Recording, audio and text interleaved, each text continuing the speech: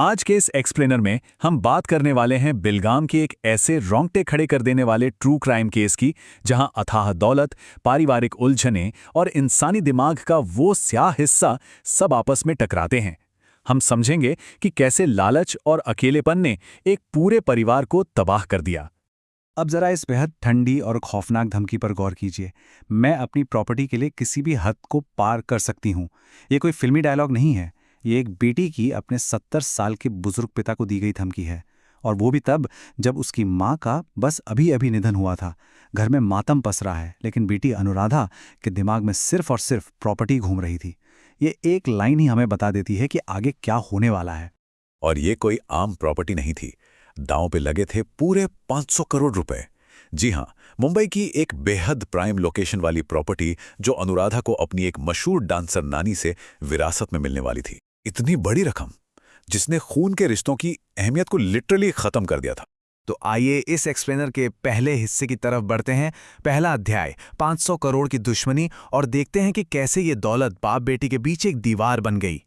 Normally होता क्या है, जब घर में किसी की मौत होती है तो परिवार एक दूसरे का सहारा बनता है, लेकिन यहां कहानी बिल्कुल उल्टी थी। अनुराधा का रिएक्शन हैरान करने वाला था। उसने तुरंत मां की मौत का सारा इल्जाम अपने पिता पर मढ़ दिया। दुख मनाने की बजाय वो पिता से उस ब्लू फाइल की मांग करने लगी जिसमें 500 करोड़ की प्रॉपर्टी के पेपर्स थे। ये रवैया किसी भी आम इंसान की समझ से बिल्कुल परे था। यहीं से कहानी अपने दूसरे हिस्से में प्रवेश करती है। दूसरा अध्याय, लापता पिता, बेपरवाह बेटी। और यहां से चीजें बहुत डरावनी होने लगती हैं। मां की मौत के कुछ ही दिन बाद 11 दिसंबर को देवेंद्र शंकर को आखिरी बार बेलगाम में जिंदा देखा गया। 12 दिसंबर को उनका फोन पूरी तरह स्विच ऑफ हो गया। घर पे बाहर से ताला लगा था और अंदर घुप अंधेरा। जब उनके भतीजे श्रीधर ने परेशान होकर मिसिंग पर्सन की रिपोर्ट दर्ज कराई और पुलिस ने घर का ताला तोड़ा तो अंदर का नजारा खौफनाक था।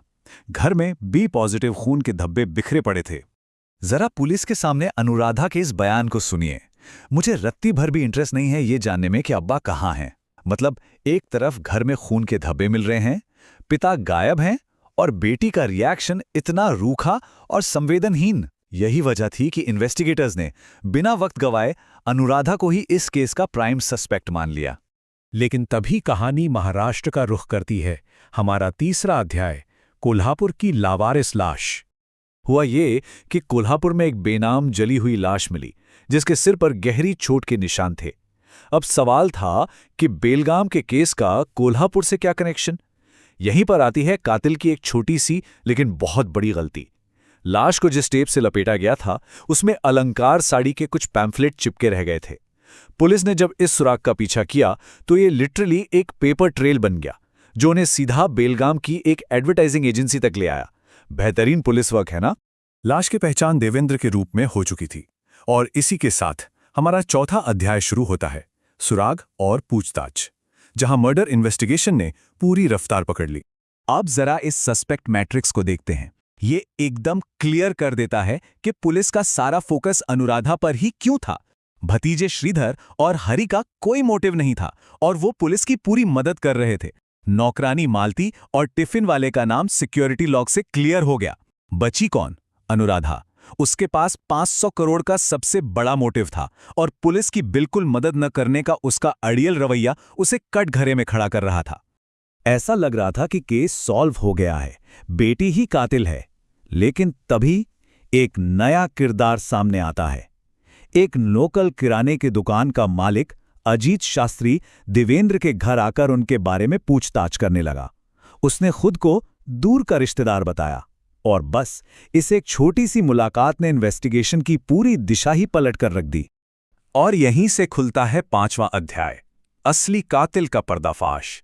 चलिए देखते हैं कि इस पूरी साजिश के पीछे का सच क्या था।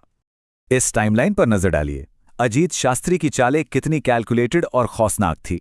3 से 10 दिसंबर तक वो वॉचमैन को घूस देकर बिना रजिस्टर में एंट्री किए घर में घुसता रहा। 11 दिसंबर को उसने देवेंद्र का कत्ल किया और 12 को लाश को कोल्हापुर ले जाकर ठिकाने लगाया। ये कोई गुस्से में किया गया मर्डर नहीं था। ये 500 करोड़ के पेपर्स चुराने की एक बेहद ठंडी और प्री प्लान्ड साजिश थी।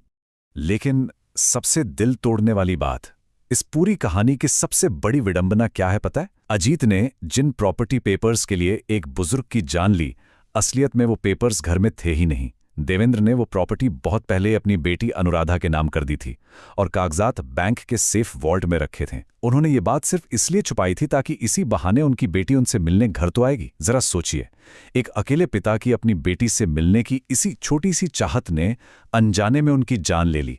और यही बात हमें हमारे छठे और आखिरी अध्याय तक लाती है, अकेलापन और मानसिक विकार, क्योंकि इस क्राइम के पीछे कुछ बहुत गहरे सामाजिक कारण भी छुपे हैं। अनुराधा के उस अजीब और संवेदनहीन व्यवहार की असली वजह क्या थी? वो थी एंटी सोशल पर्सनालिटी डिसऑर्डर यानी ASPD। ये एक ऐसी मानसिक स्थिति है जिसमें इंसान चिड़चिड़ा, आक्रामक और सामाजिक रिश्तों से पूरी तरह कट जाता है। इसी बीमारी के बिना इलाज रहने की वजह से वो अपने पिता से दूर हुई और उसी दूरी ने पिता को इतना अकेला कर दिया कि उन्होंने एक लालची अजनबी के सामने अपना दिल हल्का करना शुरू कर दिया। इस स्लाइड का जो सबसे क्रिटिकल पॉइंट है वो ये है कि मानसिक विकारों का इलाज ना होना सिर्फ उस बीमार इंसान को ही नहीं बल्कि पूरे परिवार को तबाह कर देता है। जब सपोर्ट सिस्टम टूट जाता है तो घर के अकेले बुजुर्ग देवेंद्र शंकर की तरह बहुत आसानी से उन लोगों का शिकार बन जाते हैं जिनकी नीयत में खोट होता है। इस एक्सप्लेनर को खत्म करते हुए एक बहुत ही अहम सवाल हम सबको खुद से पूछना चाहिए। अगर मानसिक स्वास्थ्य को भी शारीरिक स्वास्थ्य जितनी ही गंभीरता से लिया जाए तो कितनी ही जिंदगियों और परिवारों को उजड़ने से बचाया जा सकता है। शायद अगर अनुराधा को सही वक्त पर मदद मिली होती तो एक पिता को वो जानलेवा अकेलापन महसूस नहीं होता। ये कहानी सिर्फ एक क्राइम स्टोरी नहीं है बल्कि एक बहुत बड़ा सबक है कि मेंटल हेल्थ को इग्नोर करना कितना भारी पड़ सकता है।